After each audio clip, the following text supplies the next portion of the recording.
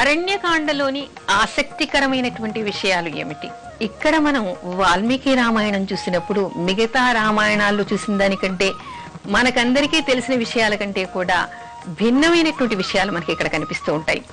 అదేమిటి అంటే వాల్మీకి మహర్షి రాముణ్ణి ఒక మానవుడిగాను, సీతను ఒక దేవతగా కాకుండా ఒక సామాన్యమైనటువంటి రాజవంశపు స్త్రీగా మాత్రమే ఇక్కడ ఆయన వర్ణించి చెప్పాడు.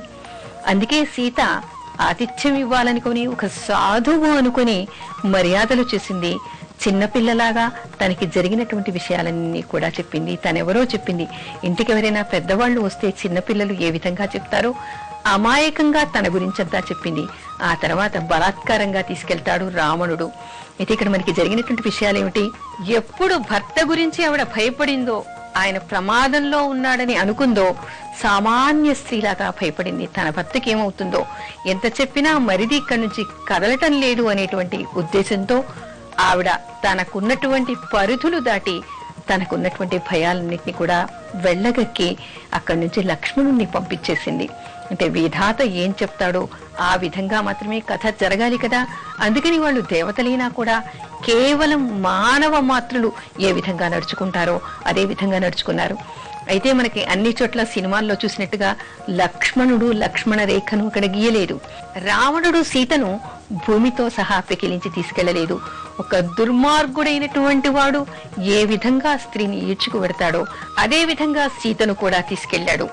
ఈ విషయాలన్నీ మనకు చూసినప్పుడు ఏమనిపిస్తుంది అంటే, ఎక్కడైనా కూడా కథాగమనం ఇక్కడ వాల్మీకి రామాయణంలో ఒక సామాన్య మానవుడు ఏం చేస్తాడు, ఎలా చెయ్యాలి, ఎలా నడుచుకోవాలి, ఒక రాజవంశపు స్త్రీ, ఒక మహారాణి అయినటువంటి స్త్రీ ఏ విధంగా నడుచుకోవాలి, ఒక పవిత్రురాలి భక్తి ప్రపత్తులు భర్త పట్ల ఏ విధంగా ఉంటాయి, ఆవిడకు ఉన్నటువంటి శక్తి ఏ విధంగా ఉంటుంది అనేటువంటి విషయాలన్నీ కూడా మనకి ఇక్కడ కనిపిస్తాయి.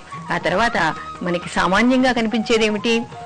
శబరి ఎంగిలి పళ్ళు పెట్టింది అని మనం అంతా అనుకుంటూ ఉంటాం. కాకపోతే ప్రతి ఒక్కరూ కూడా ఒక్కొక్క రచయిత ఒక్కొక్క రకంగా వాళ్ళకి ఉన్నటువంటి భక్తి పారవశ్యాన్ని చూపించటానికి, అదేవిధంగా శబరికి రాముడి పట్ల ఎలాంటి భక్తి ఉందో చూపించడానికి అనేక కథలు అలడం మనకి కనిపిస్తుంది. నిజానికి శబరి ఒక తేజోవంతురాలు, ఒక తపస్యాలి. తన గురువు గారి ఆజ్ఞ మేరకే రాముడి కోసం వేచి చూస్తూ అక్కడ ఉంది ఆవిడ. రాముణ్ణి అల్లంత దూరం నుంచి ఆవిడ గమనించింది. ముందుకు వెళ్లి సాదరంగా లోపలికి తీసుకువచ్చింది. ఆయనకి పళ్ళు ఫలాలు పెట్టి సేవలు చేసింది. ఆ తర్వాత తన తనువు చాలించింది. రాముడికి ఎంగిలి పళ్ళు ఇక్కడ శబరి పెట్టినట్టు మనకి వాల్మీకి రామాయణంలో కనిపించదు. కాకపోతే వాల్మీకి రామాయణాన్ని ఆధారంగా చేసుకుని ఎంతో మంది రచయితలు రామభక్తి పారవశ్యంతో ఎన్నో రకాల కథలు వాళ్ళ ఆలోచన సరళికి తగినట్టుగా రాయడం జరిగింది. కాబట్టి అనేకమైనటువంటి కథలు వెలువడ్డాయని మనకి ఇక్కడ తెలుస్తోంది.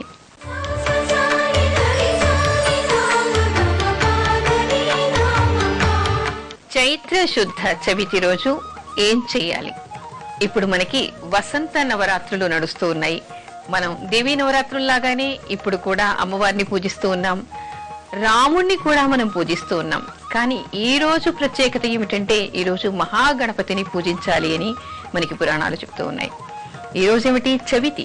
చవితి తిథి రోజు గణపతిని పూజించాలి అంటారు. అంటే ఈ ఒక్క చవితే కాదు, సంవత్సరంలో ప్రతి నెలలో, అంటే మనకి 12 నెలలు వస్తాయి కా ఒక సంవత్సరంలో. ఈ సంవత్సరంలో వచ్చే 12 నెలల్లో మనకి శుద్ధంలోనూ తర్వాత బహుళంలోనూ, అంటే శుక్లపక్షమిలో కృష్ణపక్షమిలో కూడా 2 చవితులు వస్తాయి. ఈ 2 చవితుల్లో కూడా గణపతిని పూజించాలి అంటారు. శుద్ధంలో వచ్చేటువంటిది అంటే శుద్ధ పక్షంలో శుక్లపక్షంలో వచ్చేటువంటి చవితి రోజు ఉదయం గణపతిని పూజించాలి, తెల్లవారుజామున గణపతిని పూజించాలి. కానీ కృష్ణపక్షమిలో వచ్చేటువంటి చవితి రోజు మాత్రం తెల్లవారుజామునను మళ్ళీ రాత్రి చంద్రోదయం అయిన తర్వాత గణపతిని పూజించాలి అని చెప్తారు. ఇప్పుడు ఉన్నది మనకి శుక్లపక్షంలో ఉన్నటువంటి చవితి. అయితే ఇక్కడ ఉన్నటువంటి విశేషం ఏమిటి? ఇది సంవత్సరారంభంలో మొట్టమొదటి నెలలో వచ్చేటువంటి మొదటి చవితి. సంవత్సరంలో ప్రారంభంలోనే వస్తోంది. అంటే ఈ సంవత్సరంలో మొదటిసారిగా మొదటి చవితి రోజు మనం పూజ చేస్తూ ఉన్నాం. అయితే ఇక్కడ ఉన్నటువంటి ప్రత్యేకత ఏమిటి? గణపతిని ఏ విధంగా ఇక్కడ పూజించాలి అనేటువంటి విశేషాలు కూడా మనకి శాస్త్రంలో చెప్పబడ్డాయి. ఎప్పుడు మనం గణపతిని దేంతో పూజిస్తాము? ఎర్రని పూలతో పూజిస్తాం, జిల్లేడు పూలతో పూజిస్తాం, గరిక పెట్టి పూజిస్తాం, మోదకులు ఆయనకి నైవేద్యం పెడతాం. కానీ ఇక్కడ ఉన్నటువంటి ప్రత్యేకత ఏమిటంటే దమనంతో పూజించాలి అనేటువంటి విశేషం మనకి కనపడుతోంది. దమనం అంటే మనం ఏమిటి, ప్రతిపద నుంచి పౌర్ణిమ వరకు కూడా ప్రతిరోజు ఏ దేవుడికి ఏ విశిష్టత ఉందో ఆ తిథికి సంబంధించినటువంటి దేవతా పూజ చేస్తూ దానికి ప్రత్యేకంగా దమనంతో పూజ చేయాలి అని చెప్పేటువంటి విశేషం మనకి కనపడుతోంది. అయితే ఇక్కడ అనేక కారణాలు ఉన్నాయి. గరికతో పూజించడం అనేటువంటిది గణపతికి విశేషమైనటువంటిది అయినప్పటికీ కూడా ఇక్కడ గరికతో పాటు దమనంతో కూడా మనం పూజించాలి. దమనం అంటే మనకి మంచి సువాసన కలిగినటువంటి పత్రి మార్కెట్లో దొరుకుతూ ఉంటుంది. అది పూలల్లో కూడా కలిపి మనం మాలలు కట్టుకుంటూ ఉంటాం. అలాంటి దమనం, దాన్ని తెచ్చి పూజించాలి అంటారు. అంటే దీనికి అనేక రకాల కారణాలు ఉన్నాయి. ఆధ్యాత్మికంగా చెప్పుకోవాలి అంటే మనకి శమదమాలు ఉన్నాయి అంటారు కదా, అలా దమాన్ని మనం శమింపజేయడం కోసం అని చెప్పేసి ఇక్కడ ఆధ్యాత్మికంగా చూస్తే ఈ దమనంతో మనం పూజ చేయాలి అనేటువంటి విశేషం కనపడుతోంది. ఇకపోతే ఏమిటంటే ఇది మనకి ఎండాకాలం.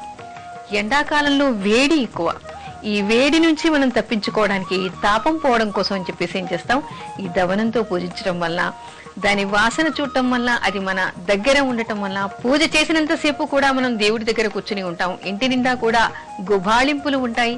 ఆ తర్వాత ఏమిటంటే చల్లదనాన్ని, ఇది చల్లబరుస్తుంది, వాతావరణాన్ని చల్లబరిచేటువంటి గుణం కూడా దీనికి ఉంది.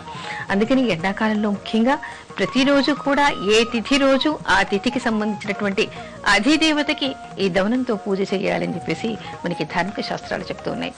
అందుకని ఈ చైత్ర శుక్ల చవితి రోజు ఉదయాన్నే లేచి గణపతికి పూజ చేసి గరికతో పాటు దమనం కూడా పెట్టి పూజించి ఆయనకి ఇష్టమైనటువంటివన్నీ కూడా నైవేద్యం పెట్టడం వల్ల కోరిన కోరికలన్నీ తీరుతాయని, ముఖ్యంగా ఏమిటి, సంవత్సరారంభంలో వచ్చేటువంటి మొట్టమొదటి చవితి రోజు మనం పూజ చేస్తున్నాం కాబట్టి ఈయనకి పూజ చేయటం వల్ల ఈ సంవత్సరం మొత్తం కూడా ఎలాంటి విఘ్నాలు లేకుండా విజయాలు చేకూర్చేలాగా ఆయన ఆశీర్వచిస్తాడని, ఆయన అనుగ్రహం పొందవచ్చని చెప్పేసి మనకి ధార్మిక శాస్త్రాలు చెప్తూ ఉన్నాయి.